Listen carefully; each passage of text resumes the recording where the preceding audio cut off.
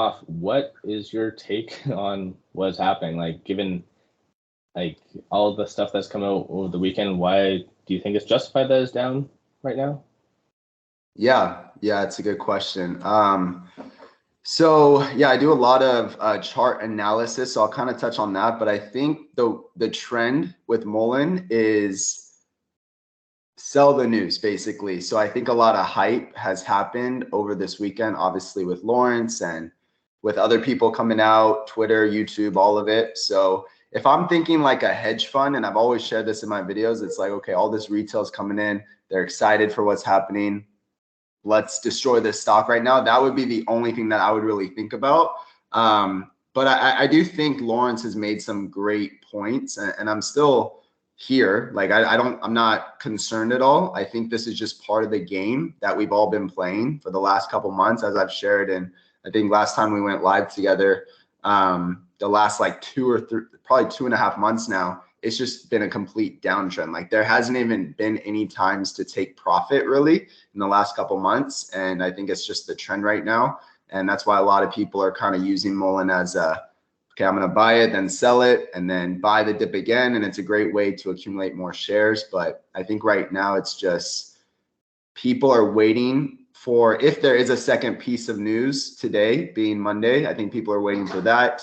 Maybe shorts don't believe everything that Lawrence is saying. That would really be my take on it. What about you though? What's your answer to that? Yeah, no, it's hard because technically he said a lot of different things, and without, I think at this stage it just shows the sentiment is just people don't trust anything. Doesn't matter if this new guy comes in, like people don't trust Mullen. They've been burned by it so like so many times. So I think it needs some SEC documentation, which even in Mullen's case in the past, even with documentation, then bears are like, well, even with that, you guys can't do it. Don't have liquidity. Like and it just, people tear every different aspect apart, even talking on like the Saudis and that whole deal. People are saying, well, who are those two people? Like he hired those people. Like it just no trust. And that's a good point. Like, why would Lawrence go this deep too? So it's kind of silly to me that people say certain things about him. It's like, this guy is in deep. Like he has said a lot of bold statements that I just don't think anyone would do. What would be the reason? What, to get a following? Like, what would be the reason for someone to make such bold statements and create all this content? I just don't think people can do that. And that kind of relates with what people think David is such a bad guy. Like, I really don't think he's doing anything on purpose. I think it's just part of the game. And this is a very risky stock. I think it has a lot of potential. And that's why I've been in it for a couple months now. Yeah, and I think the only difference between really Lawrence and David right now is, especially I agree with you, like Lawrence has no financial interest. He technically, if he made a scam product, he could just take a step back, collect the money. He's given the stuff to Mullen, the warrants and the contracts. He can take a step back and collect, like run away with his 10 million in essence, and that was it. But especially he doesn't physically have any Mullen shares that he has. So he has no financial interest to pump this stock up. It literally, he can take a step back. It won't make a difference. Whereas for argument's sake, I guess David has a pretty significant, pretty big position, but still, regardless. I agree with you. Yeah. Like, I like the fact that as well, he gives this story. Like, if he would have just like said, hey, I'm bringing the Saudi deal, have this amazing technology, that's it, trust me, I feel like I'd be a lot more hesitant. But the fact that he explained like where he started, what he went through to get this patent, to maintain it, to kind of the difficulties that he encountered, I feel, I don't know, like I'm not normally that trusting, but I kind of believe him. And it goes back to, why would he lie? Like, why would he make all this up? There really is no reason, because like you said, he already has the deals, he already has the contracts, like he's already gotten, I mean, it's on actual documentation, getting paid, right? So it just doesn't make sense that you would go in this deep to just make all this up. And I really don't think that. And on a positive note, I mean, we're above 10 cents right now, talking about the stock price. So that's a good thing. Another thing with the stock price that I will add, and I was sharing this with some people earlier, is I think it's a big scare tactic too. With Mullen is a lot of it is fear-based. So the way retail thinks about trading or buying stocks is we expect this to go to $1 today. And I never said it would do that. I've even made videos saying, you know, I think there's certain areas that we need to get to that we could get to on some positive news. But I think everyone, not everyone, but a lot of people, they want to get rich quick. And that's just not how it works. And I don't know if this is their way, why they invest in Mullins to get rich quick. I think everyone has their own game plan. Everyone has their own strategy on why they're in Mullen stock. But this is a big scare tactic in a way, because look at what happened. Like, people were buying in at open today, right? Because of all the news, we were all expecting major news. Like, I even said I would be shocked if this wasn't up significantly in pre-market. But in my opinion, it was up significantly in pre-market because we were trading. I mean, I can't see pre-market, but I think we were above, we were almost at 13 cents. So when you think of the lows of Thursday being 8.5 cents all the way up to 13 cents, that's pretty nice, right? That's a pretty nice return. So the scare tactic was, okay, Lawrence has been talking a lot. People are talking a lot. They're going to rush into this stock. And then what happens? It gets shorted immediately. So you have to start thinking differently. And I know a lot of people post this on Twitter, but, and I'm pretty big on this also. That's why I kind of have been trading Mullen, but I do have my long-term bag also, is you have to think more like, what are hedge funds doing? Like, you can't really think like retail because you're going to get burned every time. And then now you're going to be down 5-10% on the day, and you're going to be so pissed off that you're just going to cut your losses. And then the next day it might move up. So it's like a battle that you have to play every day, and you really got to start thinking differently. So again, like I said, I think it's one big game, and you just got to understand how it moves. And if you believe in the company, then I think it's a great investment. Of course, everyone needs to do their own research, but this is just what I've kind of looked at over these last nine months. Yeah, no, I agree with you. That's the bad thing about, yeah, a lot of the heavy retail present stocks is they do want to get rich quick. And a lot of them, in theory, like, for instance, if someone is coming and looking at Mullen, you are right about the price point as well. It's very deterring and full with fear, because if someone comes and looks at Mullen, okay, so this is a 10-cent stock with amazing technology, like, what's your first thought? It's like, really, a 10-cent stock with that? Someone's sent me messages about Faraday, ticker FFIE, and same thing. It's like, oh, this thing's at 23 cents. Like, damn. So it's a lot of people got in and still do believe that it's going to be a get rich quick. My only caveat to that is when it comes down to this new development, especially the Saudi deal, it would theoretically cause Mullen to go up because of that. But again, that's a whole different question. But I agree with you that a lot of, I think 2021 that's happened, right? When with all the checks, the stimulus checks came in, people had money, they got kind of addicted per se or into the stock market. And then at that stage, then it's like, oh, I want to get rich quick. And plus, at the same time, 2021 was very much just everything was exploding. So everyone thought they were a stock genius, and yeah. I think that officially started in 2020 when COVID happened. The market completely tanked, but it spiked right back up. Maybe you're right about the stimulus checks. I don't remember when they did that, but I remember there was a time that they sent out stimulus checks, and that was a very bullish sign. And that's when the stock market actually rose. And then probably all of 2021, and then 2022 has just been horrible for pretty much everyone, but especially Mullen, unfortunately. Yeah.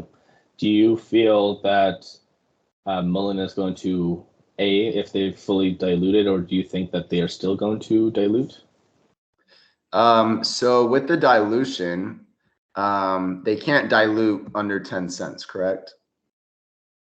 I believe they can. It's just not advantageous because the conversion gets rolled out at 10 cents. So right. It's not advantageous to them. They lose money. Yeah. So my thought on that is they've been diluting. They may still be diluting today. I'm just not too concerned about that because I'm not trying to get rich quick on this stock. It's not one of my game plan in a way. So I understand dilution has to happen if you're building a company. And I've always thought Mullen is building a company, and they put all the pieces together. And now we just need, I think the thing that we need is just better news, like production news. I think that's what everybody is waiting on. I don't think there's really a bear case anymore if Mullen says, hey, we're getting into production on this date. And that's another thing that Lawrence has said on his Facebook Lives. Like and I don't know, maybe someone can comment on this and correct me if I'm wrong, but I believe that he said they're in production or they're getting into production in the next couple weeks. And so again, like he said so many things. So why would he be saying all of this? He doesn't need to. Is he doing it for a following? What is he doing it for? I just can't wrap my head around it. I can't look at him bad in that way. I just think there's too much good. And I've always believed in Mullen. So it works also with my beliefs on the company. Yeah. One thing that he did mention yesterday, though, was that if Mullen itself did hire employees, so they're set behind the sscenes for production, and that's something I missed that. Was that when you guys were on last night? Yeah. Okay. So I've always followed Chacha's, like he's very good at, I have no idea how he always finds it, but those employees being hired, those positions, and of course that's probably one of the best ways to find out exactly what they're doing. I still haven't seen those, and nor did I ever see a lot of those lower level employees. So most likely they went back to the union, I assume. Right. I know a lot of people seem to have thought that in general, but yeah, that's good that behind the scenes Mullen is like all staffed up. Okay. So he said that last night on the live? Yeah. Okay.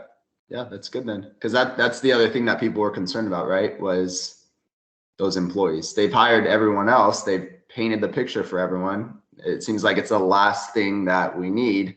And again, it goes back to the scare tactics that we're seeing in the stock price today. In my opinion, that's just how I look at it.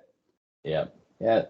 Mullen's been manipulated for a while now, and I don't like when someone gets a taste of something good, and they don't tend to leave too easily. So shorts know that Mullen's been free dinners to them for a while.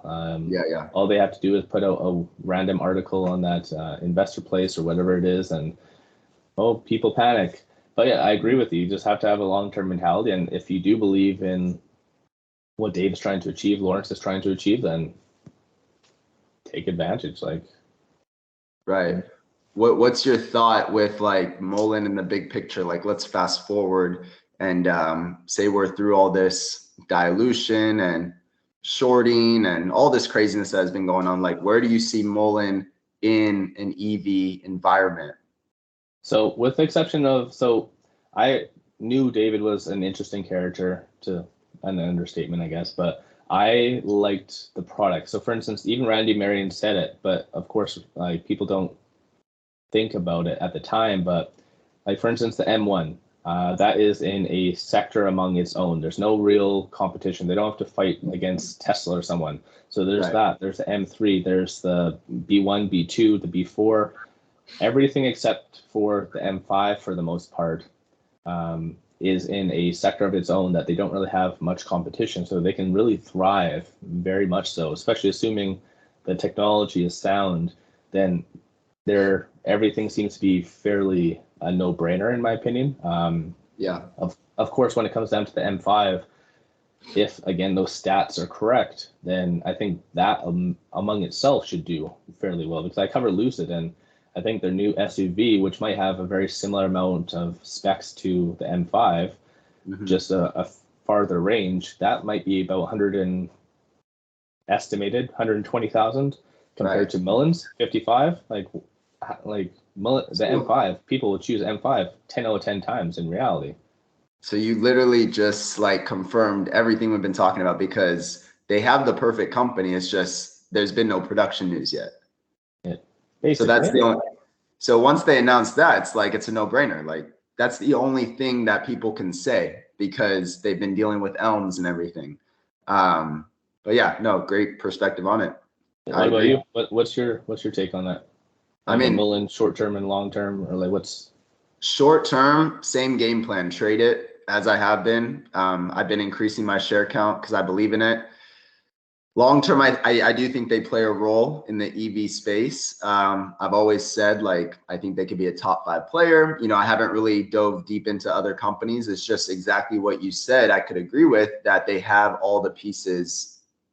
They're just putting them together right now, right? They have the people that have years of experience, that have been bringing in their knowledge and have been building this company.